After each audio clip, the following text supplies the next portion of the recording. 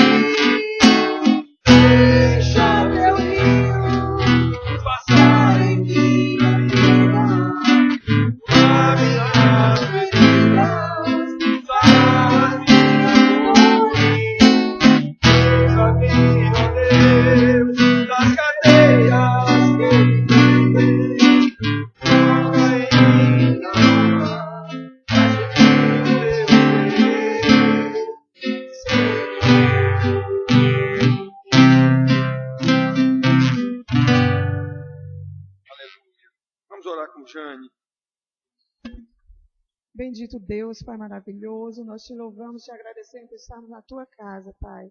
Ó Senhor, tanto privilégio de estar aqui ouvindo a tua palavra, Pai. Nos ajuda, Senhor, a cada dia, Senhor, vivermos a tua palavra, escondê-la no nosso coração para não pecarmos contra ti, ó Pai. Misericórdia de nós, Senhor da glória. Pai, em nome de Jesus, que nesta noite, Senhor, venha usar o teu pastor, Pai, o nosso pastor, Pai, para que dê uma palavra abençoada para as nossas vidas e que essa palavra venha surtir efeito em nós, Pai. Que nós possamos colocar em prática no nosso dia a dia. Pai, nos ajuda, em nome de Jesus. Amém. Amém, amém. Irmãos, vamos abrir nossas Bíblias no Evangelho segundo escreveu Lucas, o companheiro de Paulo.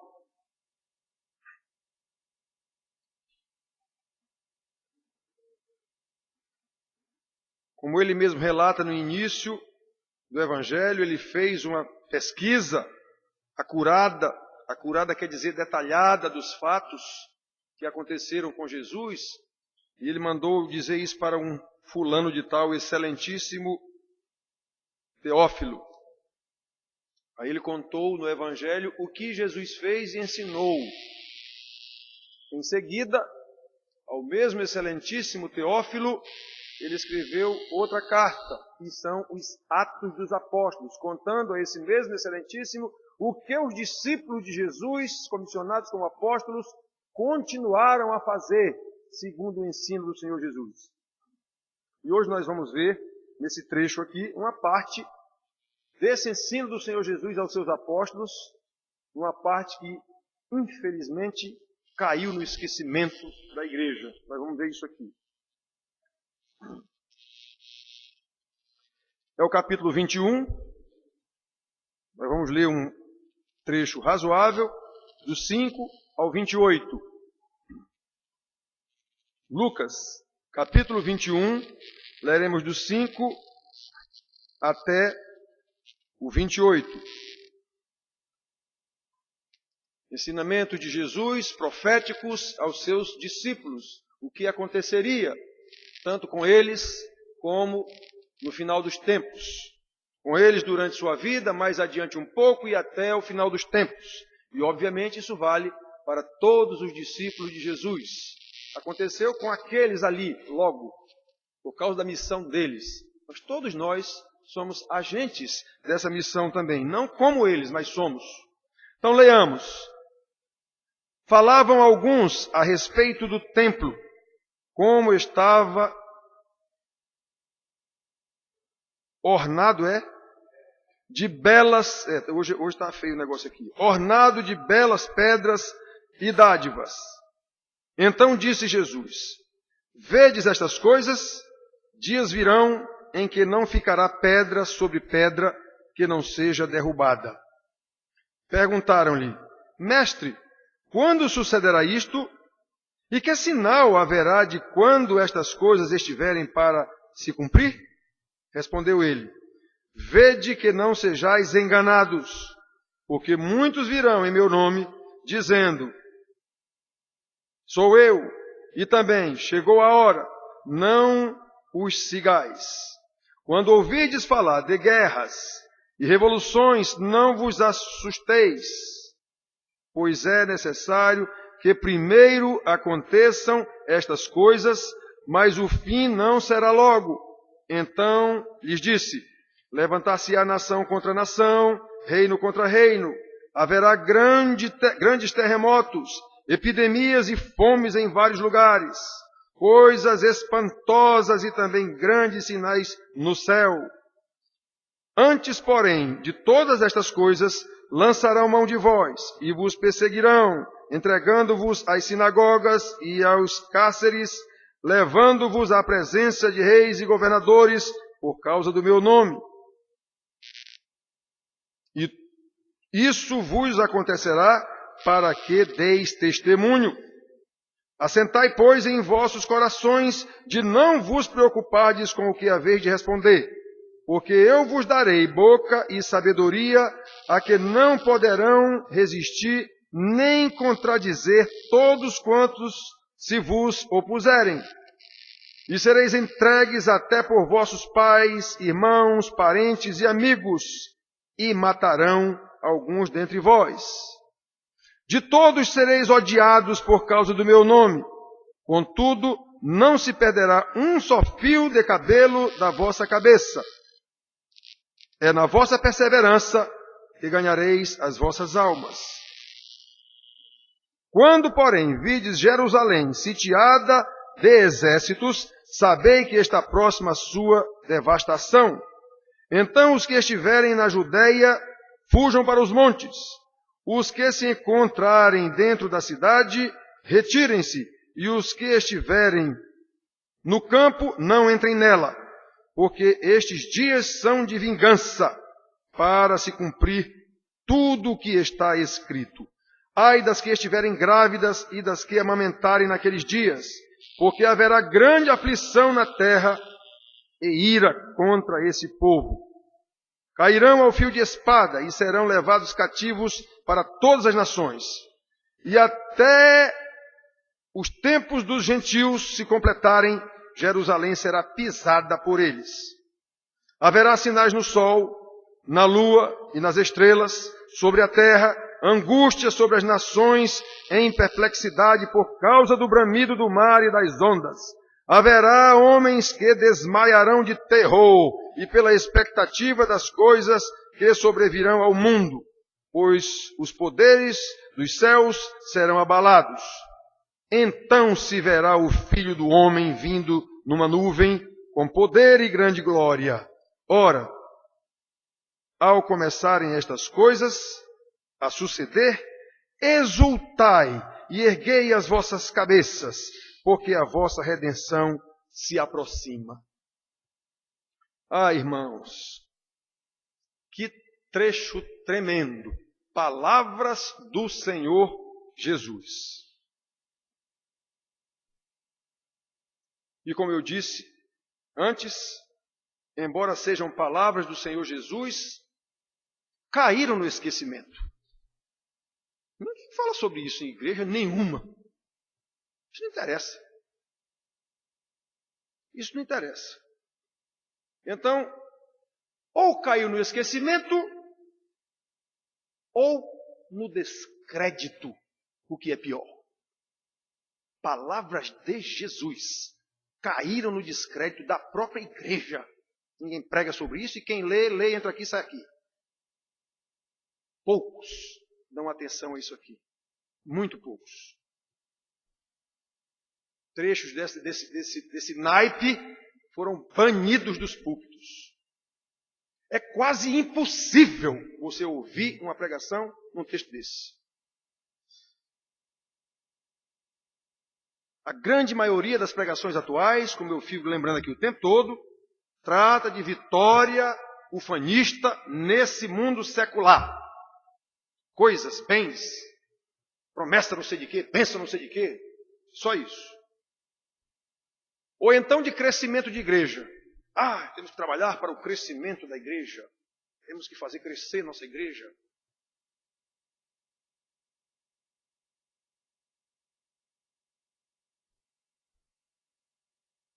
Impérios construídos sob o guarda-chuva da religião, que não paga imposto.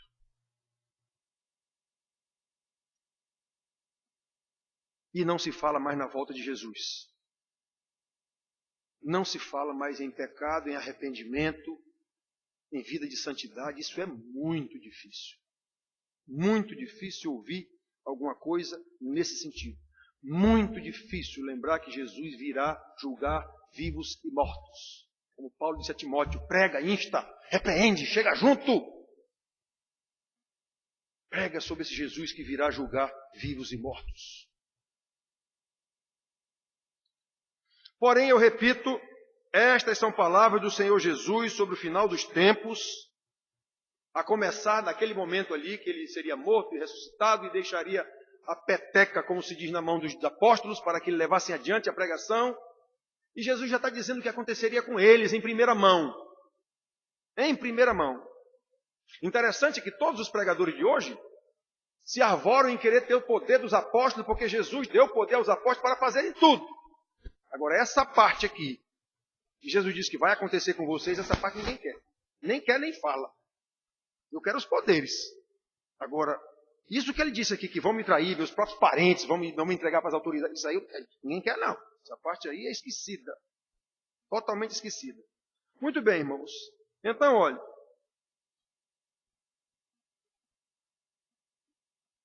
Estas palavras do Senhor Jesus sobre o final dos tempos, nós não podemos esquecê-la, muito menos desconsiderá-la, porque nós temos que tratar destas coisas acima ou adiante de qualquer outra coisa relacionada a este mundo. Nós aprendemos que nós não somos desse mundo. Nós somos peregrinos aqui, estamos de passagem rumo à nação ou à mansão celestial. Isso é verdade ou não? Nas nossas vidas. Afinal, como o Senhor Jesus afirmou, até que o céu e a terra passem, não passará um i ou um tio da sua palavra. E ele disse essas coisas aqui. Isso serve ou não serve? Vamos considerar estas palavras do Senhor. O texto é longo, mas nós podemos examinar alguns aspectos importantes dessa profecia do Senhor Jesus para os seus apóstolos, que começou a acontecer logo em seguida. Tiago, irmão de João, foi morto, não demorou muito tempo, não. Estevão, antes dele, foi morto, não demorou muito tempo, não. Por causa do Evangelho. Jesus não disse o que aconteceu. Quem foi que ficou vivo deles? Só João. O único que não foi morto, martirizado, foi João. E assim mesmo porque Jesus encarregou de cuidar da mãe dele, Maria. E Jesus já sabia disso. Por isso que João não foi morto. Então, irmãos, preste atenção. No início do texto lido aqui, nós vimos que eles estavam tratando do tempo. Essa passagem aqui está escrita quase do mesmo jeito nos 3 evangelhos, Mateus, Marcos e Lucas. Quase do mesmo jeito, ela está escrita nos 3 evangelhos. Em Marcos, eu acho, diz que foram os 4 que andavam mais perto de Jesus o tempo todo.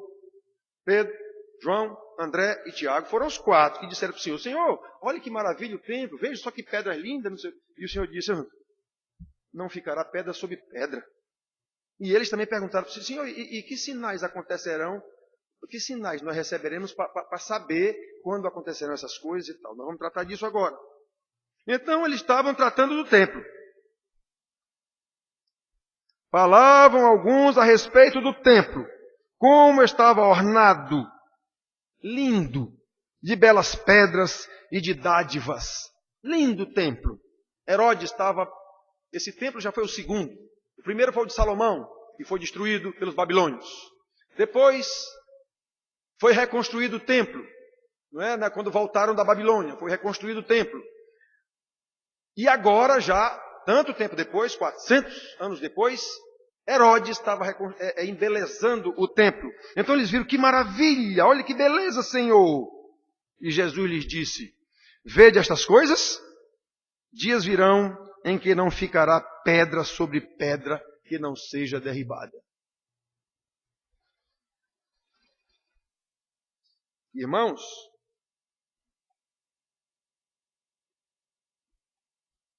os discípulos devem ter ficado muito espantados com essa afirmação de Jesus. Como é que pode?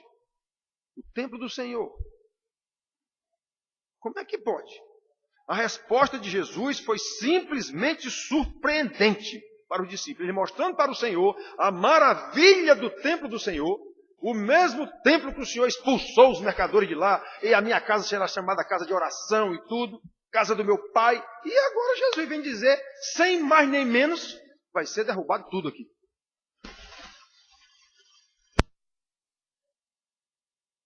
O grande templo dos judeus. O templo que tinha o lugar santíssimo, o santo dos santos, o lugar onde ficava a arca da aliança do Senhor. O templo cuidado o tempo todo pelos levitas.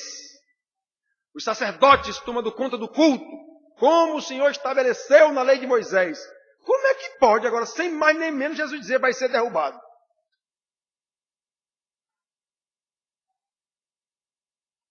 Imaginem o espanto desses discípulos, assim como de qualquer dito crente nos dias de hoje, se alguém chegar para ele e disser, essa tua igreja, essa maravilha toda aí, dentro de alguns dias vai estar tudo no chão aqui. Imagine. Nossa igrejinha aqui, nós construímos com tanto sacrifício, se alguém chegar e disser, olha, isso aqui da semana que vem vai estar tudo derrubado aqui.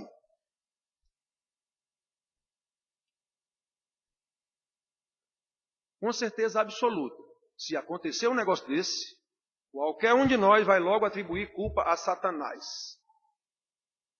Isso é coisa de Satanás. Isso é coisa de Satanás.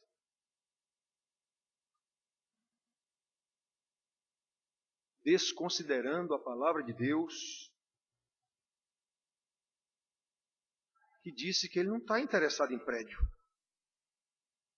Isso não interessa. Inclusive o grande prédio que ele mesmo mandou construir, Jesus diz, vai ser derrubado. Acabou isso. Isso já cumpriu o seu papel. Como Jesus disse à mulher samaritana, Senhor, é no templo, é no monte, não tinha hora nem templo nem monte, isso não existe mais não. Isso não existe mais. O templo agora é você. A adoração é você. Mas o povo não entendeu isso, como não entende até hoje. O nosso templo é o lugar sagrado. Aí até o templo de Salomão já mandaram reconstruir. Cada igreja maior do que a outra, cada império maior do que o outro. É isso que atrai os homens. Mas Deus não. Nós podemos constatar facilmente, irmãos, facilmente, os líderes de qualquer denominação, de qualquer igreja dita evangélica, a exemplo dos católicos, porque isso inclusive é herança católica. Essa marmota de catedral, de não sei o quê, de prédio isso, prédio aquilo. Isso é herança dos católicos. Jesus não mandou fazer isso. Eu não estou dizendo que é pecado ter um lugar da gente se reunir. É pecado você fazer um império. Isso é.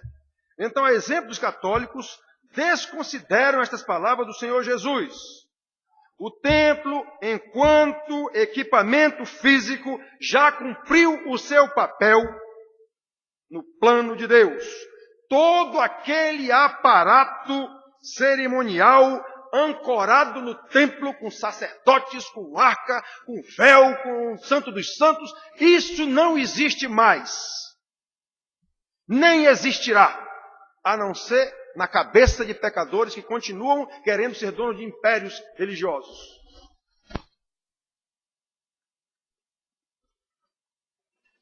nem templo, nem qualquer outra disposição humana será capaz de motivar a adoração que Deus quer.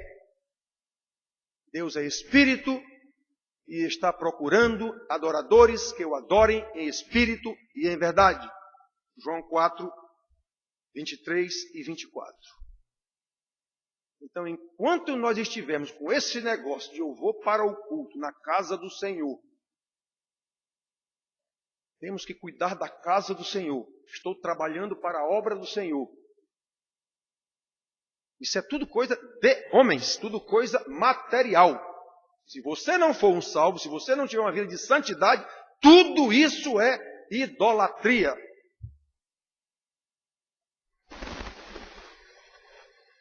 O grande templo que Deus mandou construir do jeito que Ele quis construir, com detalhes todos. Jesus disse, não ficará pedra sobre pedra. Isso não interessa mais. Já cumpriu o seu papel no plano da restauração e da redenção de Deus. Tudo aquilo era para levar a Jesus. Jesus chegou. Então isso não interessa mais.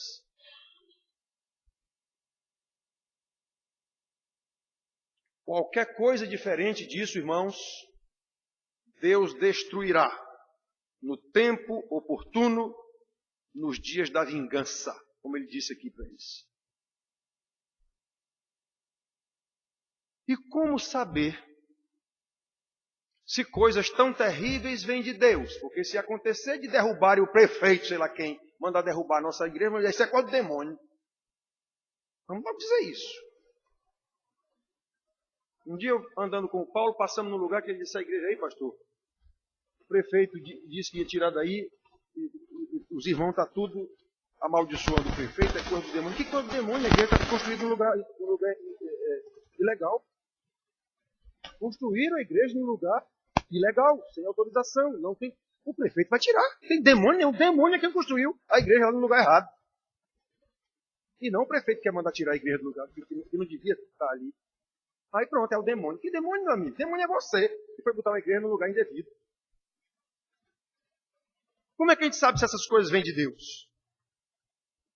Como os discípulos perguntaram a Jesus, nós também podemos perguntar, Senhor, que sinais nós teremos para saber que essas coisas vêm de ti? Versículo 7. Perguntaram-lhe, mestre, quando sucederá isso? E que sinal haverá de quando estas coisas estiverem para se cumprir? Ficaram curiosos. Jesus disse, vão derrubar o templo. Senhor, e como é que a gente vai saber? Quando é que isso vai acontecer? Que sinal nós receberemos? Novamente a resposta do Senhor Jesus foi de espantar. Surpreendeu com certeza. Note que, embora Jesus tenha relacionado, como relacionou, uma série de eventos, uma série de sinais que precederão o final dos tempos, ele começou com uma advertência frequentemente usada por ele nos seus ensinos e que eu repito aqui cada domingo.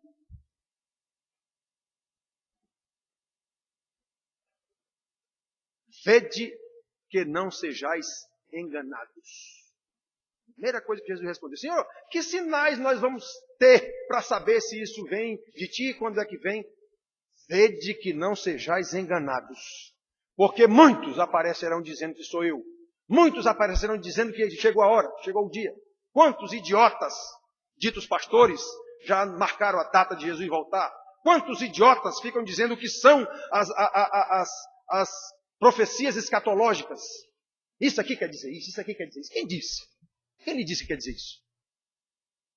Não foi revelado isso para ninguém. Vamos já ver isso aqui. Jesus não nos manda adivinhar as profecias.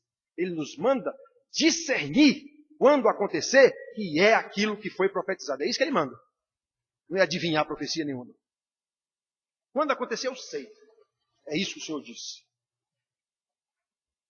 Como ele mesmo, quando leu, pegou Isaías 61, o Espírito do Senhor Deus está sobre mim, porque ele me ungiu para levar boas novas aos quebrantados, e visão aos cegos, e liberdade aos cativos. Enrolou hoje se cumpriu essa profecia. Ele nunca disse, a profecia que está isso vai ser assim, assim, assim. Ele nunca disse isso não. Quando aconteceu, ele disse, hoje se cumpriu essa profecia. Pedro, lá em Pentecostes, quando desceu o Espírito Santo sobre eles, ele disse, hoje se cumpriu a profecia de Joel. Não tem nem Jesus, nem nenhum apóstolo dizendo o que é a profecia dos profetas anteriores, que ainda não aconteceu. Não tem nenhum. Então essa história de querer adivinhar a profecia, isso é arrogância do ser humano querendo saber o que Deus não lhe disse ainda. E nem Adão e Eva lá no início. Quando acontecer, eu saberei. É isso que Jesus manda. Muito bem, irmãos. Então, vede que não sejais enganados. Quantos falsos profetas, quantos falsos pastores dizem mentiras, anunciam coisas da cabeça deles para a igreja. E quantos falsos crentes acreditam nessas mentiras? Por que eu digo falsos crentes? Porque Jesus disse que os meus eleitos não serão enganados. As minhas ovelhas ouvem a minha voz e me seguem. Então quem segue um pastor que está contando mentira, não é a ovelha de Jesus. Isso é terrível, mas é isso que a Bíblia diz. Se você segue um pastor que está pregando diferente da Bíblia, você não é a ovelha de Jesus. Fim de papo. Que tristeza, irmãos. Que tristeza. Como o Senhor Jesus ensinou, repito, nós não temos que adivinhar profecia. Nós temos que interpretar e discernir quando elas se cumprirem. É isso que a gente tem que saber. Vários desses sinais o Senhor Jesus disse aqui. Estão aí para todo mundo ver. Guerras, ele disse aqui. Revoluções, ele disse aqui. Terremotos, ele disse aqui. Epidemias, ele disse aqui. Fome, ele disse aqui. Coisas espantosas, ele disse aqui. Todas essas coisas podem indicar que o fim está próximo. Sim, mas isso sempre aconteceu. As epidemias que assolaram o mundo entre os séculos XIV e XVIII, peste negra, um bocado de outras coisas desse tipo, matou 1/3 da população do mundo. Então, obviamente, os crentes, ou quem quer que seja daquela época, sem dúvida nenhuma estavam dizendo isso é o final dos tempos, é aquilo que Jesus disse.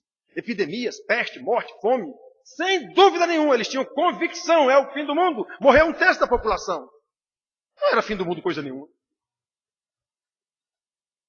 Isso sempre aconteceu, guerras, terremotos, não sei o quê. Vamos já ver aqui, Jesus disse que isso acontecerá, mas ele disse logo, isso não é o fim. Isso não é o fim. Então quem está dizendo, meu Deus, essas guerras todas, isso é o fim do mundo.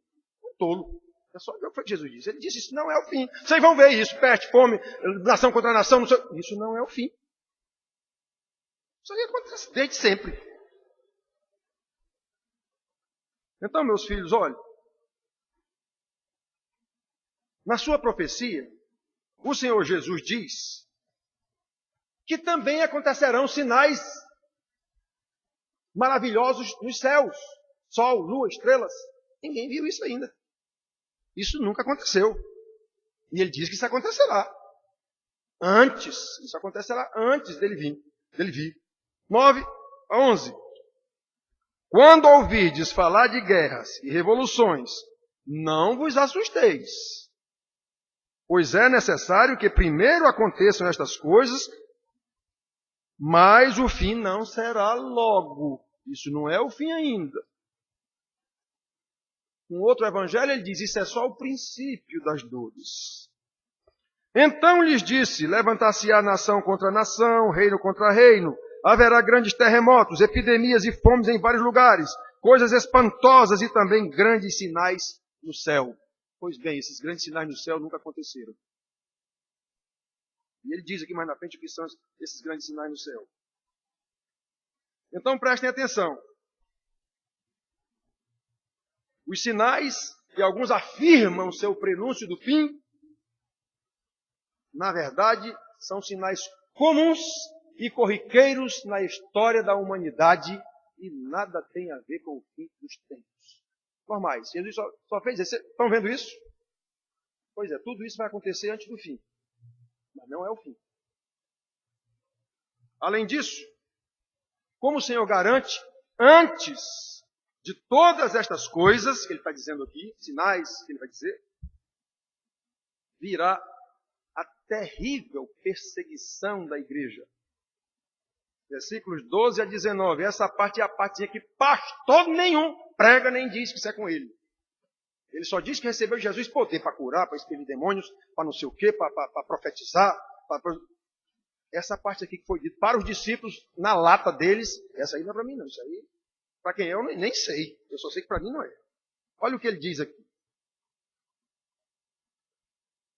Versículos 12 a 19.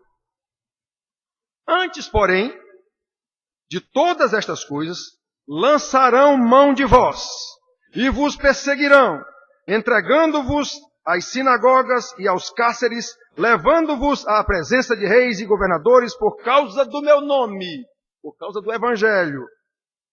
E isso vos acontecerá para que deis testemunho. Exatamente. Vocês vão ser levados diante de reis para vocês darem testemunho de mim. Lá no rei, que nem Paulo fez com o Império Romano. E ele diz isso. Assentai, pois, em vossos corações, de não vos preocupardes com o que haveis de responder, porque eu vos darei boca e sabedoria, a que não poderão resistir, nem contradizer todos quantos se vos opuserem. Aí olhem só, que maravilha! Quem é o pastor que ensina isso aqui na sua igreja que fala? E sereis entregues até por vossos pais, irmãos, parentes e amigos, e matarão alguns de vós. De todos sereis odiados por causa do meu nome.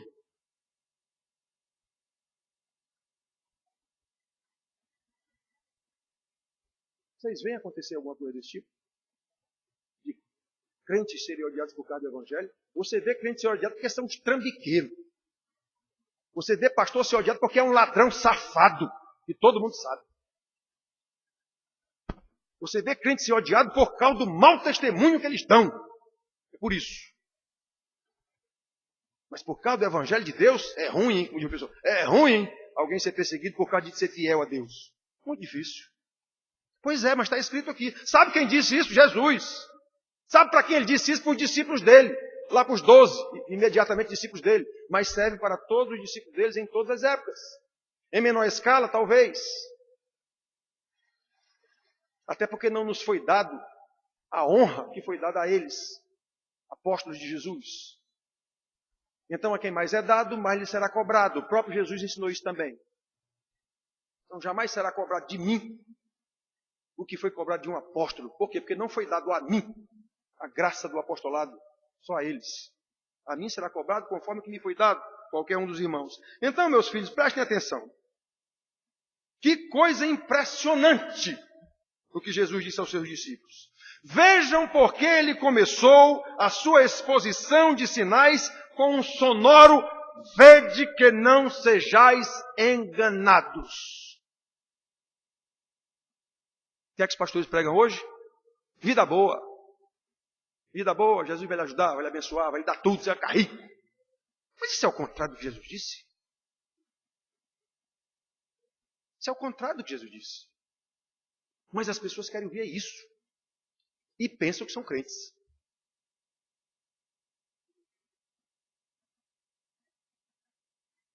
Alguém aqui, vou perguntar de novo, alguém aqui lembra de alguma vez ter ouvido uma pregação prometendo esse tipo de tribulação na vida dos crentes? Eu mesmo respondo, não. Com certeza nunca ouviu. Pois está aqui. Foi Jesus quem disse. É isso que ele disse que vai acontecer com o discípulo dele por causa do evangelho. Mas o que vocês ouvem em qualquer televisão, em qualquer igreja, é o contrário. Deus quer abençoar a sua família. Deus quer abençoar não sei o quê. Deus quer fazer você grande. Deus quer fazer você cabeça e não cauda. Deus... Meu Jesus, é muita falta de discernimento de quem ouve. Porque quem ensina, na maioria dos casos, não sabe interpretar a Bíblia. E em grande parte dos casos é porque é um safado picareta que quer a sua igreja cheia de gente. E quanto mais ele disser coisas boas que agradem as pessoas, mais vai entupir a igreja dele de gente. Consumidores de religião, consumidores de falsos milagres, falsas bênçãos. O que se ouve é promessa de vitória ufanista. Até a igreja da Vitória já tem. O que se vê é pastores riquíssimos, donos de impérios ou presidentes de impérios, tão ricos que se tornam importantes na sociedade em que vive, politicamente e socialmente respeitados por causa do status que eles alcançaram. Presidente da igreja tal, dono da igreja tal, pessoa que é convidada para ir para os lugares onde está governador, presidente da república, não sei o quê. Mas espera aí, isso é o contrário do que Jesus disse. Mas é isso que a gente vê nas igrejas, qualquer uma. Onde é que esse homem está sendo perseguido por causa do evangelho? Vamos rasgar isso da Bíblia. Essa parte não serve mais.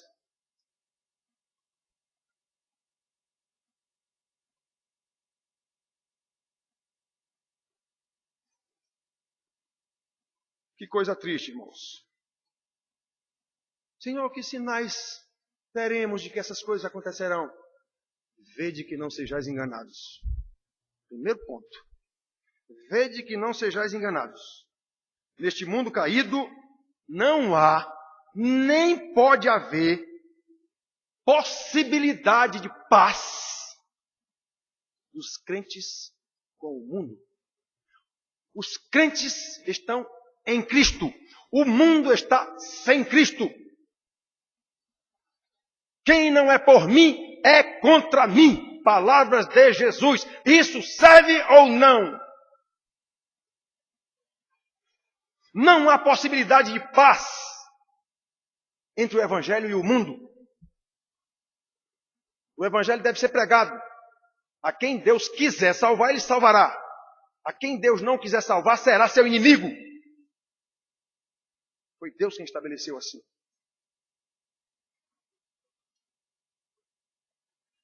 Nesse mundo caído, não há paz a não ser a paz de Cristo. Deixo-vos a minha paz vos dou. E isso independe de circunstâncias. Isso independe se eu estou sendo perseguido pelo governo ou não. Isso independe se eu fui preso por causa do Evangelho ou não. Eu estarei em paz, a paz de Cristo. É isso que Paulo escreve em Filipenses, preso. Alegrai-vos, outra vez vos digo, alegrai-vos. Eu estou alegre. Eu sei ser alegre na prisão, eu sei ser alegre na fome, eu sei ser alegre na escassez, na fartura de pão, no frio, na fome. Tudo posso naquele que me fortalece. É, tudo posso o quê? Tudo posso suportar, tudo posso sofrer, tudo posso aguentar naquele que me fortalece. É isso que é a paz de Cristo.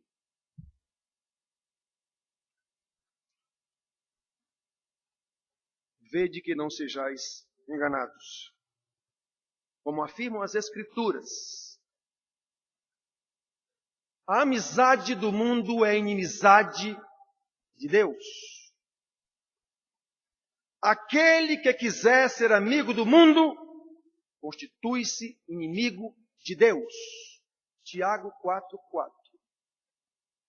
Novamente o apóstolo João nos ensina. Não ameis o mundo, nem as coisas que há no mundo. Se alguém amar o mundo, o amor do Pai não está nele. 1 João 2,15. Portanto, vede que não sejais enganados. Não há possibilidade de paz do Evangelho com o mundo que jaz no maligno. Mas a igreja evangélica tem status. Olha o status. Justamente junto aos corruptos da política.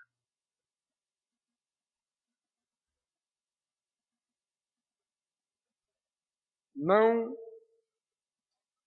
vede que não sejais enganados, com promessas totalmente contrárias e com atitudes totalmente contrárias ao que o Senhor Jesus disse que aconteceria.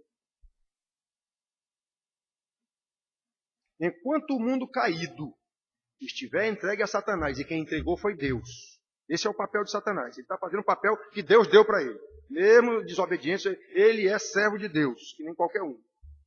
Enquanto o Senhor Jesus não vier redimir definitivamente a criação caída, em especial os seus eleitos, a igreja, não há possibilidade de paz entre nações entre povos, porque não há possibilidade de paz entre pessoas. Uma nação é simplesmente um ajuntamento de pessoas. As pessoas sempre estarão em litígio uma com a outra, inclusive marido e mulher. Pais e filhos. Por isso que pais entregarão vocês, Jesus está dizendo. Filhos entregarão vocês. Sereis traídos pelos da sua própria casa. Pois é, uma nação, um país é simplesmente um ajuntamento de pessoas. E não há paz entre pessoas, a não ser a paz de Cristo. Se não for a paz de Cristo, não há paz. Essa paz é circunstancial e se transforma em guerra por qualquer coisinha.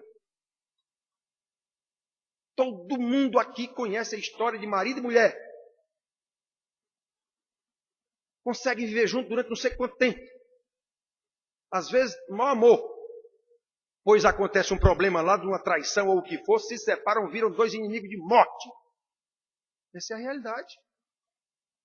Essa é a realidade de quem não tem Jesus. É assim que o mundo vive. E é assim que Jesus está dizendo. Enquanto ele não voltar, não há possibilidade de paz em pessoas individualistas que só estão interessadas nas suas necessidades pessoais, individuais. Como então imaginar que podemos ter paz com o mundo se o mundo jaz no maligno? Está escrito na Bíblia. Se o mundo é inimigo de Deus, o mesmo mundo que matou os profetas no Velho Testamento, o mesmo mundo que matou o Messias de Deus, Jesus, o mesmo mundo que matou os apóstolos e que matou os pais da igreja. Então como é que os pastores de hoje imaginam que podem ter paz com o mundo e viver de braço dado com o mundo corrupto? Vamos construir impérios, seremos importantes. Lembra da Torre de Babel? Deus mandou espalhem pelo mundo? Não. Vamos construir uma cidade, uma torre e fazer célebre o nosso nome. Pois é isso que as igrejas fazem.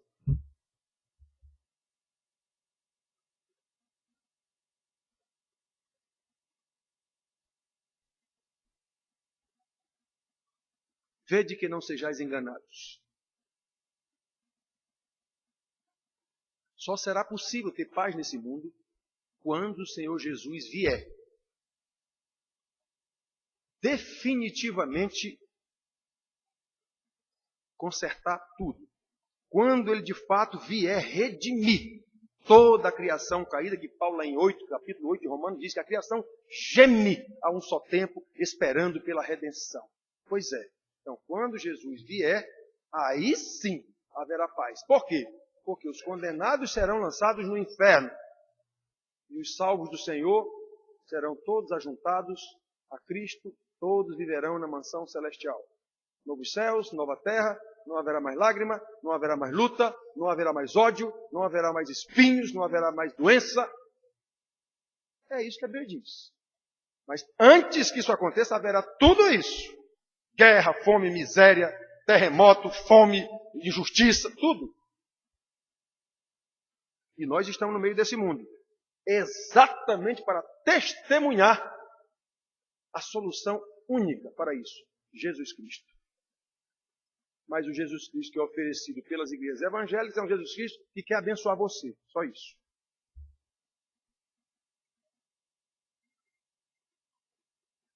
Agora, irmãos, mesmo em meio à perseguição, isso que Jesus disse aqui aos seus apóstolos, que acontecerá com eles. Estão lembrados, né? O que ele disse aqui que acontecerá com eles. Eles os apóstolos, mas nós. Sereis entregues até por vossos pais, irmãos, parentes e amigos, e matarão alguns dentre vós. Tiago foi morto logo dentro de pouco tempo. O diácono lá, Estevão, dentro de pouco tempo. E todos os outros depois. Com exceção de João, que morreu de velhice. Foi o único. Mas foi torturado, coitado. Exilado numa ilha. De todos sereis odiados por causa do meu nome. Agora olhem a promessa do Senhor no meio a tudo isso. Contudo, não se perderá um só fio de cabelo da vossa cabeça. Irmãos, Deus não está preocupado com o fio de cabelo da nossa cabeça, não. Isso é uma expressão que quer dizer que nós estaremos totalmente protegidos por ele. É só isso que quer dizer. Deus não está interessado se você vai ficar careca ou não vai ficar careca, não é isso. Então essa expressão, não cairá um só fio de cabelo da vossa cabeça, é para a gente ter a dimensão do cuidado e da proteção que teremos da parte de Deus. Não chega a cair sequer um fio de cabelo. Vai cair, vai ficar careca, não é, mas não é isso que ele quer dizer. Ele quer dizer, vocês estarão totalmente protegidos. Que valor tem um fio de cabelo da nossa cabeça? Nenhum, pois é, até isso Deus cuidará. É só isso que ele quer dizer aqui, certo? Não cairá um só fio. Então nós temos uma garantia do Senhor Jesus. Nós temos uma garantia. Como o Senhor prometeu, quando estava se despedindo dos discípulos, eis que estarei convosco todos os dias até a consumação do século. Eu não vou deixar vocês só. Eu mandarei o meu Espírito, outro Consolador. Então essa é a garantia. Não me interessa se vão me prender, não me interessa se vão derrubar a igreja. Isso aí é problema de Deus. É Ele quem resolve isso.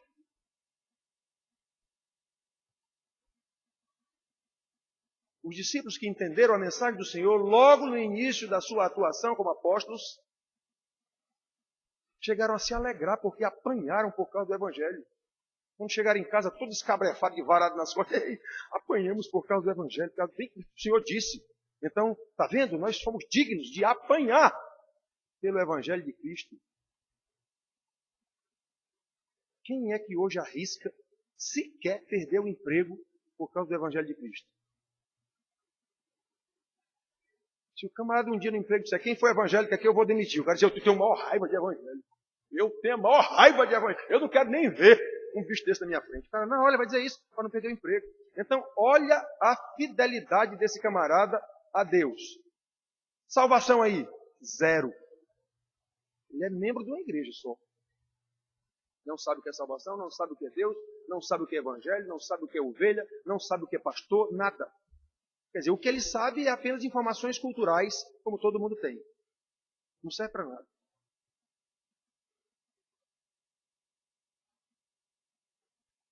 Então, irmãos, mesmo em meio a toda essa tribulação, há a garantia de que o Senhor cuidará de nós. Quer mais do que isso?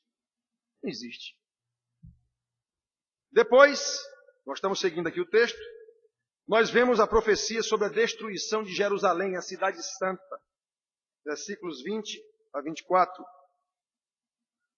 Quando, porém, virdes Jerusalém sitiada de exércitos, sabei que está próxima a sua devastação. Então, os que estiverem na Judéia, fujam para os montes. Os que se encontrarem dentro da cidade, retirem-se.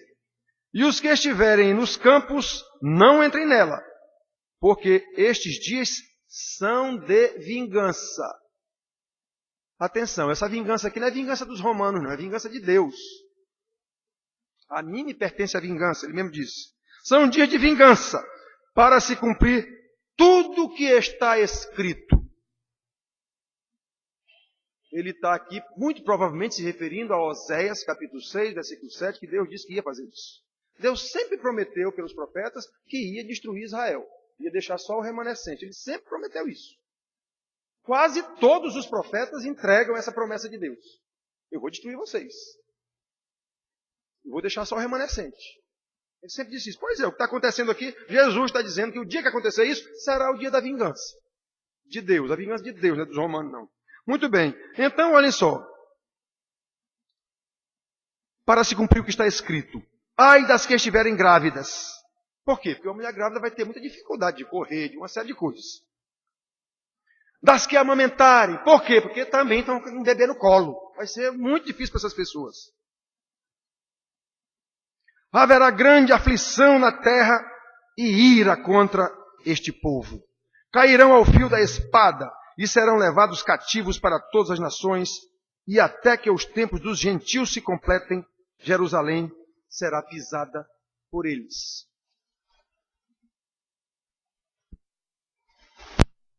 Meus filhos, a cidade sagrada, a cidade de Davi, a cidade na qual estava o templo de Deus, Assim como todos os utensílios do templo, os utensílios sagrados que Deus mesmo mandou fazer. Já havia cumprido o seu papel no plano eterno de Deus, na sua lei cerimonial. Isso acabou com a chegada de Jesus. Ele está dizendo isso, acabou. Já cumpriram o seu papel. Pela longanimidade de Deus, ele ainda esperou 40 anos. Depois de Jesus cumprir o seu papel, depois de dizer tudo isso, quase 40 anos. Foi no ano 70 que Jerusalém foi destruída com o templo, com tudo. Jesus morreu, vocês estão lembrados, com 33 anos. Então foi quase 40 anos de paciência de Deus ainda, esperando esse povo. Os discípulos pregando, os apóstolos pregando. Foi quase 40 anos. Os próprios judeus perseguindo os apóstolos de Jesus. Foi quase 40 anos. Até que, para cumprir a profecia, vieram os dias de vingança. General Tito, segundo a história, filho do imperador Vespasiano, destruiu a cidade. Mas destruiu, como Jesus disse aqui, ai das grávidas, ai de quem, ai de quem. Está na história isso. Não precisa ser crente para acreditar isso, não. Vá ler o livro de história escrito por Joséfo, os historiadores da época, que você vai ver tudo isso. A destruição de Jerusalém é tida como uma coisa mais horrível que já aconteceu na história da humanidade. Jesus mesmo disse aqui, nem antes nem depois acontecerá um negócio desse. Pois é, os próprios historiadores. Joséfo diz no livro dele, é impossível narrar o que aconteceu ali.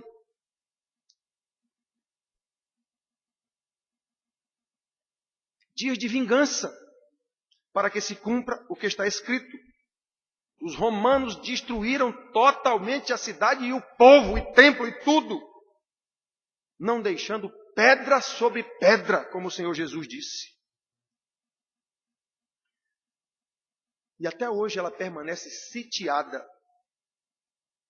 até que o tempo dos gentios se completem. Versículo 24. A grande Jerusalém de Davi, o grande templo destruído. Sabe o que é que tem no lugar do templo? Uma mesquita muçulmana. A cidade continua sendo pisada por gentios. Até o dia que se completar o dia deles também. Esse dia chegará. Esse dia chegará. Só o Senhor sabe qual é o tempo. Assim como para Israel houve um tempo, mesmo depois do que Jesus falou, Deus ainda esperou pela sua bondade, pela sua organidade, 40 anos, cerca de 40 anos. Pois é, o tempo dos gentios também se completará. Isso você vê na Bíblia em todo o tempo. Desde que ele disse que faria uma nação através de Abraão. Ele disse a Abraão, saibas, porém, que essa nação que farei de ti ficará escrava durante 400 anos. E a Bíblia diz por quê esses 400 anos? Porque ainda não havia se completado a iniquidade dos amorreus, os habitantes de Canaã. Então Deus deu esse tempo para quando Israel chegasse lá, matasse todo mundo. Então há um tempo de Deus para as coisas. Nós não entendemos, mas Deus entende, Ele sabe. Então também há um tempo para os gentios que continuam pisando, sitiando Jerusalém. E Paulo, na sua carta aos Romanos, chama a atenção dos que foram enxertados, dos gentios que foram enxertados. Paulo chama a atenção, olha, se Deus fez isso com o seu povo eleito, com a videira verdadeira, imagine com vocês que foram enxertados. Prestem atenção. Prestem atenção. Então Paulo chama atenção a isso. Não que seja o caso aqui, ele está falando aqui dos gentios mesmo. Só o Senhor sabe qual é o tempo. Esse tempo também se cumprirá para os gentios.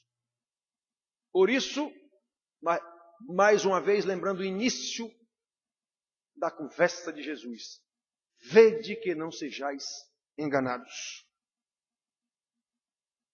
Que ninguém espere paz nesse mundo corrompido, como ensinam os políticos corruptos, como ensina a ciência arrogante, como ensinam os pastores falsos, prometendo paz quando não há possibilidade de paz.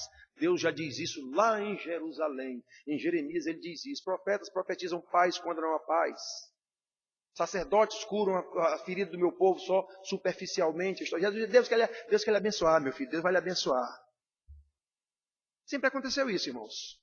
E chegará o tempo da vingança de Deus. Assim como chegou para Israel, chegará para os gentios. Gentio é quem não é judeu. Nós. Então, meus filhos, que ninguém espere paz, a não ser a paz de Cristo, que excede todo o entendimento, sejam quais forem as circunstâncias. Assim Jesus falou, e assim será, até que ele volte. O problema é que caiu no esquecimento essa volta de Jesus. Nós é que temos que fazer a paz aqui mesmo. Lembra o final de ano? O povo todo mundo de branco no meio da rua, fazendo assim, a pombinha da paz. Paz para o mundo. Olha, eu fico olhando aquilo e digo, meu Deus do céu. Quanta tolice, meu Deus do céu. O príncipe da paz é Jesus, o único. Pois é. Mas as igrejas fazem parte dessa construção da paz sem conversão. Vede que não sejais enganados. Porém, para os que entendem as palavras de Jesus, e ele disse que só entende aqueles a quem o Pai dá essa revelação para entenderem, ele mesmo orou de uma forma assombrosa nos evangelhos também. Pai, eu te dou graças porque aprove a ti não revelar a esses doutores aqui e revelar a estes pequeninos, os discípulos dele. Você sabe o que é isso? Jesus estava dando graças ao Pai porque o Pai decidiu e teve prazer em lançar no inferno esses arrogantes aqui e salvar esses humildes. É isso que Jesus está orando ao Pai dizendo isso. Será que alguém consegue enxergar isso na Bíblia? Pois é, está escrito. Então aqueles a quem ele deu a revelação vão entender isso aqui e não vão ter medo dessa pregação. Por que um pastor tem medo de pregar isso? Porque ele sabe que ele vai ofender todo mundo da igreja. Quem quer ouvir isso? Eu quero é bênção. Eu quero é bênção. Eu vim para cá para ouvir Jesus dizer que eu vou ser pisoteado por causa do evangelho? Que eu vou ser traído pelos meus próprios pais e filhos, mulher e esposa? Eu quero lá saber disso? Mas digo que sou crente. Crente falso, conduzido por um pastor falso, que compõe uma igreja falsa, que anda de braços dados com o poder sociopolítico, corrupto por natureza. Então, irmãos, aqueles a quem Deus dá o discernimento, vejam que maravilha. Que maravilha! No meio de uma desgraceira dessa tem alguma maravilha? Tem. Mesmo diante da terrível assolação, destruição do mundo, Jesus está dizendo aos seus discípulos aqui o que acontecerá com eles. Mas diz que eles terão o motivo da maior alegria que eles poderão ter. Versículos 27 e 28. Vamos ler primeiro o que ele diz aqui que ainda não aconteceu. Haverá sinais no sol, na lua e nas estrelas, sobre a terra, angústia entre as nações, em perplexidade por causa do bramido do mar. Então esse mar vai invadir, isso com certeza, por causa do bramido do mar e das ondas. Haverá homens que desmaiarão de terror e pela expectativa das coisas que sobrevirão ao mundo, pois os poderes dos céus serão abalados. Então, irmão, eu preciso de quê para discernir a palavra de Deus quando isso começar a acontecer? De nada. Deus me revelou, eu vou saber quando começar a acontecer isso. Agora, eu queria adivinhar qual é o dia que isso vai acontecer, não nos foi dado. Isso é arrogância, isso é falso profeta, falso pastor. Aí vejam só. A maravilha que eu estou dizendo, e pode ter alguma maravilha no meio de uma desgraceira dessa? Pode. Pode. Os eleitos, muitos se alegrarão. Por quê? Porque então se verá o Filho do Homem vindo sobre as nuvens com poder e muita glória. Olha aqui. Então se verá o Filho do Homem vindo numa nuvem com poder e grande glória. Ora, ao começarem estas coisas a acontecer, exultai e erguei as mãos. Erguei as vossas cabeças, porque a vossa redenção se aproxima. Paulo não diz lá em Romanos 8 que toda a natureza geme esperando a redenção. Nós também gememos esperando a redenção. E até o Espírito Santo geme em nós com gemidos inexprimíveis para que a nossa oração seja correta e chegue ao Pai. É disso que Jesus está falando aqui também. Então no último dia, no meio de todo esse terror que acontecerá na terra, vocês vão ver o Filho do Homem e exultem. Chegou o dia da vossa redenção. Os salvos entenderão isso.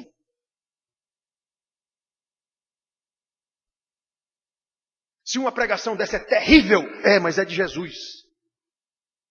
E os salvos se pegam nessa última parte aqui. Nós estamos em um mundo condenado pelo próprio Deus. Adão, por tua causa, toda a terra é maldita. Não é o diabo que amaldiçoou ninguém, não. O diabo faz parte da maldição. Quem amaldiçoou foi Deus. Então o irmão que pensa e diz que doença vem do diabo, a doença que vem do diabo é a sua falta de conversão. Por pensar isso. Doença é de Deus, é Ele que é o dono da doença. Eu firo, eu faço a ferida, eu saro a ferida, eu faço o cego, eu faço o que vê, eu faço o mudo, eu faço o que fala. Tudo vem de Deus. Nós só temos que entender esse poder que está sobre nós. Nós quem? Os salvos. São os únicos que são capazes de entender isso. A quem não é dado esse entendimento, vai ficar perambulando de igreja em igreja atrás de bênção. Bênção, bênção, bênção. Ou seja, é um religioso consumidor de religião, consumidor de supostas bênçãos falsas. Então, meus filhos, a visão do Senhor descendo do céu com grande glória. Já pensaram nisso? Meu Deus! Os discípulos o viram subindo e ficaram lá estarrecidos. Aí o anjo disse, varões, por que é que vocês estão aí abestalhados, como diz o Tiririca? Por que é que vocês estão aí abestalhados olhando esse negócio aí? Esse Jesus que vocês estão vendo subir, vocês vão ver descer do mesmo jeito.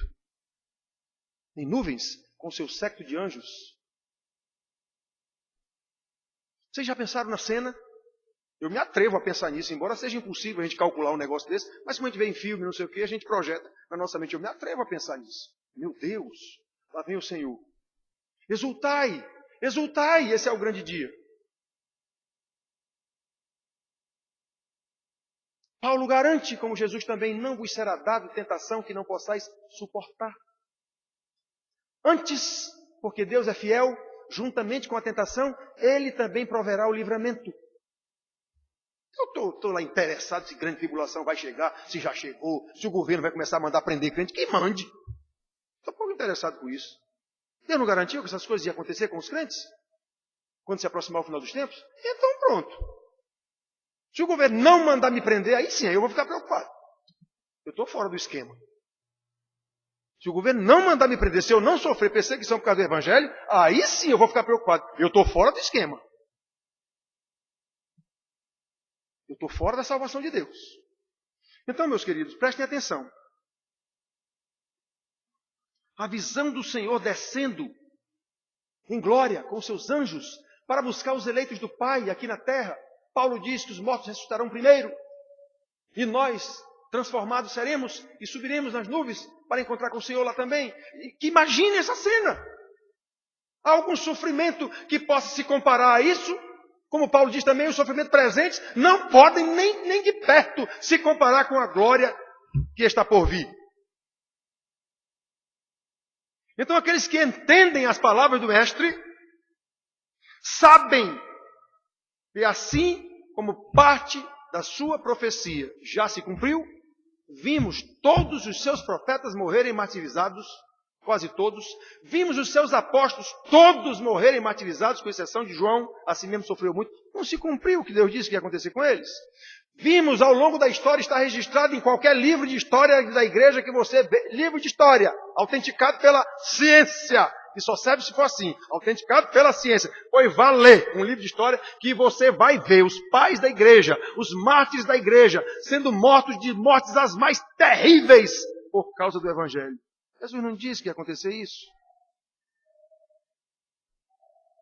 Pois então se alegre, porque não aconteceu isso que ele ia dizer, aquilo que aconteceu mais próximo, ano 1, 2, 3, 4, 5, 300, 400, 500, história da igreja, século 4, 5, 6, 7, 8, lá vai. E você acompanha a história da igreja que você vai ver isso. Acompanhe que você vai ver isso. Então, Jesus não disse que ia acontecer. Sim, a história não prova que já aconteceu já. Então, eu não posso duvidar quando ele disse que voltará em poder e grande glória. Por que eu duvidaria disso? Então, se eu sou um crente, eu tenho que estar ligado nessa data. Eu tenho que estar ligado no que Jesus prometeu que aconteceria para discernir quando essas coisas acontecerem e louvar a Deus em tudo. E glorificar a Deus em tudo. Eles sabem, os eleitos, que se cumpriu parte da profecia, como o Velho Testamento todo, quase foi cumprido no Novo. Então, Jesus vai voltar. E estes salvos estão esperando pela sua volta. Estão trabalhando juntamente no poder do Espírito Santo com a sua santificação. Ficando cada vez mais parecidos com Jesus para o encontro com Ele. Não entra no céu quem não for santo. Sem santidade, ninguém verá Deus. Está escrito em Hebreus. Esse verá e não entrará nos céus. Então, irmãos, se ele veio em humilhação, Deus, o Criador do mundo, o dono do universo, se ele abriu mão dessa glória para vir como homem, em humilhação, exatamente para salvar os eleitos do Pai, na cruz do Calvário, se ele passou por tudo isso, então por que eu vou imaginar, ou alguém vai imaginar, que ele não virá novamente agora, com todo o seu poder e com toda a sua glória, exatamente buscar aqueles que ele salvou na cruz? É loucura total abandonar isso das pregações. É loucura total. Então, irmãos, que Deus nos ajude a entender a revelação da Bíblia, porque só quem vai entender são os eleitos. Que Deus nos ajude a, uma vez entendida essa revelação, agora, com a nossa responsabilidade, fazendo parte do plano eterno de Deus e sob a soberania de Deus, eu vou exercitar essa minha responsabilidade. Eu vou exercitar a fé que Ele me deu. Eu vou crescer nessa fé à medida que eu cresço no conhecimento do Senhor. À medida que eu entendo a sua revelação, agora iluminada pelo mesmo Espírito que revelou. É isso que é ser crente e nada menos do que isso. Ser membro de igreja não quer dizer nada. Você vai para o inferno. Membro de igreja mesmo. Aliás, a maioria dos membros de qualquer igreja, eu creio totalmente nisso. Que Deus nos abençoe, meus filhos. E, de fato, salve aqueles que estão na igreja pensando que são crentes e não são crentes. Eu digo isso até para os meninos na sala de aula. Meus filhos, orem. Orem muito pedindo a Deus para salvar vocês. Porque vocês não sabem o que é isso ainda não. Orem, peçam graça. Senhor, me salva. Orem, peçam graça a Deus. Vocês nem sabem o que é ser salvo ainda. Que Deus nos abençoe, irmãos, para que nós possamos viver para o louvor da sua glória. Amém.